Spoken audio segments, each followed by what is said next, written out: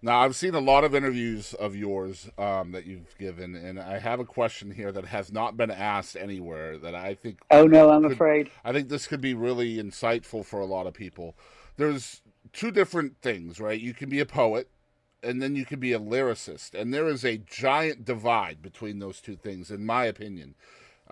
If you're a poet, you're not a lyricist yet, and a lyricist you can be a poet, but it's kind of the evolution process, I suppose. You're a poet, then you're a lyricist. So the question here I wanted to ask you, and I'm really excited to pick your brain on this, is when do those lines in the poem, how do you start hearing them as music? And how do you learn to do those kinds of things when you're predominantly just writing out lines to a poem? Because there has to be a melody involved before it's a fleshed out song. It's like you talked about the I'm a fool in love with a fool. That's just a line, but at some point in time you start singing it. What's the difference between those for you? Um, for me, I don't think there is. I think I can hear it both ways because Okay. um, I, the meter that I hear in my head is the key, I think, and I'm very, um, I'm a rhyme whore, is what I call myself. I Mm-hmm. like the sound of rhymes, and love alliteration. Right. So, which in poetry, alliteration is a big, huge deal. It Absolutely. almost more of a deal than rhyming is. Mm-hmm.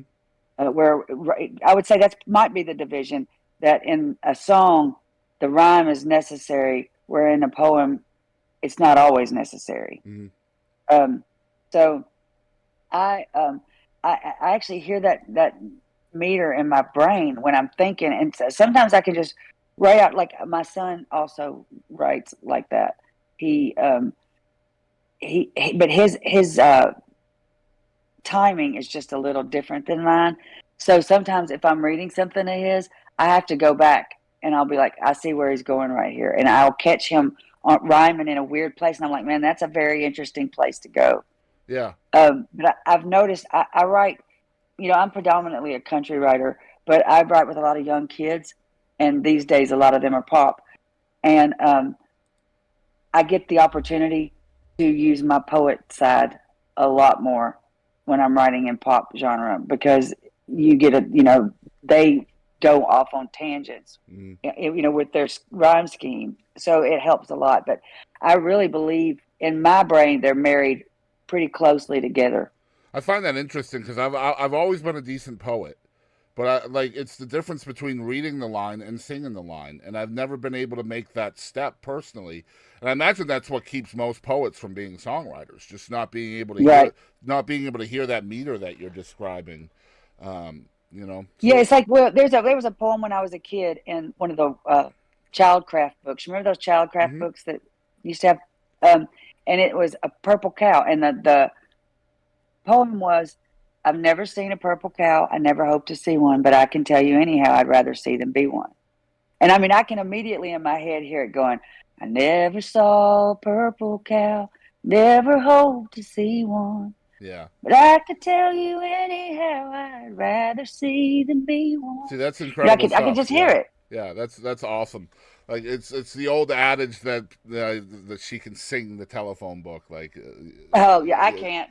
well, I Some people can't can. either. I don't feel bad. I can't Chris either. Stapleton can. So, as a listener of yours and as a fan, like I said, I heard your name the first time 25 years ago That's as a insane. songwriter on The Fool, and so I've followed you pretty closely since then to your different songs. There is an R&B element to your music as well. And that obviously had, now that I've heard your answer, that comes from your 80s rebelliousness against country, right? So tell us about Yes. that, kind of mixing almost kind of low key mixing genres into your country, so to speak. Yeah. Um I'm Air Supply. Yeah. Lionel Richie. I am a junkie for love songs. I love love songs. I love killing people off in songs too. So that's how it mixes country with pop, because I love to kill them. hmm So, um, Well, but country music's perfect for that. exactly. yeah. Well, and then the fact that Lionel Richie, as strong as he was in Motown, people don't realize. that he wrote Lady, and he wrote those songs, the Bee Gees. I mean, Barry Gibb wrote Islands in the Yep. Stream.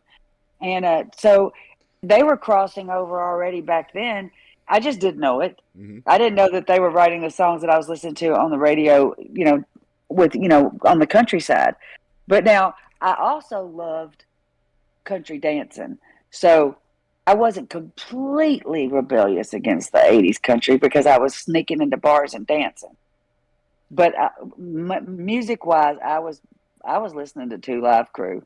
There's And nothing wrong with that. That's awesome. well, sure there is. Yeah, well, it depends on perspective on that one, I You suppose. should have seen my mama's face when I played her cuss Oh, words. I'm And that sure. has been in the last 6 months. I played Oh, it for her. And she was like, "Are you kidding me?" And I was like, "No, ma'am." I'm sure. Yeah, pop music's kind of heading that way too, but I'm okay with it. Yeah. I Hey, like the it's art. expression. Yeah, absolutely. Oh man, it makes people's heads explode though. Oh my god. Oh, you don't have to say stuff like that to be commercial. Well, they're not trying to be commercial. They're just being expressive. They're being themselves. That's why Exactly.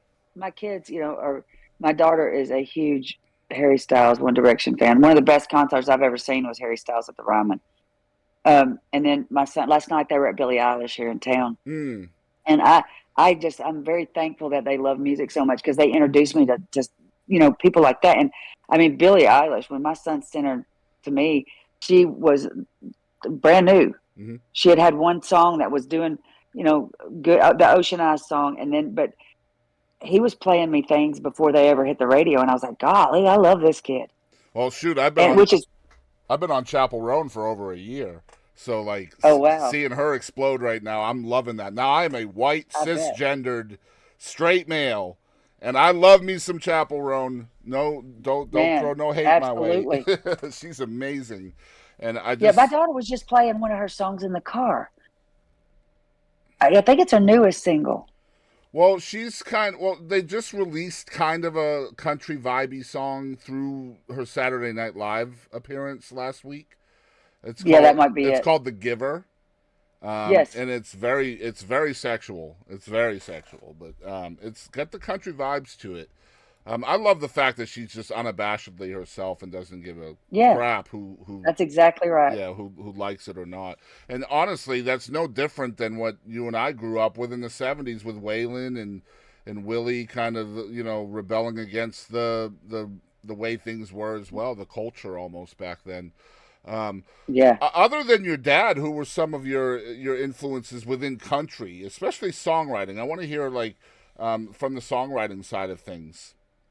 Um, Probably one of the biggest, of course, was Dean. Yeah. Um, I just, when I asked him if he would write with me, I called him up one day and I said, Dean, how would you feel about writing with an amateur? And he said, who? And I said, me. And he said, any day. Yeah. I'd write with you any day. He had an And attitude so, till he found out it was you, right? yeah, yeah. And he has never wavered on that. I've, the song with him, the last time we were down at Frank Brown, which we're fixing to be down there again next weekend. But Larry Bastion, he wrote Rodeo by himself, Hmm. wrote Yard Sale. Um, he was a huge influence. Um, Hank Cochran. Wow. It's Hank Cochran. And you The co-wrote first with person him to, too, didn't you? I never wrote a song with Hank, but he was the first person to call me when the Fool went number one. First phone Oh, call I no, it was got. your dad. Your dad co-wrote "Set 'Em Up Joe" with Hank, Yeah. right? Yeah, that's Oh, what I'm Dad has all thinking. kinds of songs. Yeah. Yeah, he has all kinds of things with Hank. They were best friends. Him and Dean and Hank were together quite frequently. Yeah. Um, Man. but yeah, I was fortunate enough to be surrounded by the great ones Yeah. and get to watch what went down. And And it's kind of made me a little bit of a music snob because I like with the movement that's happening right now.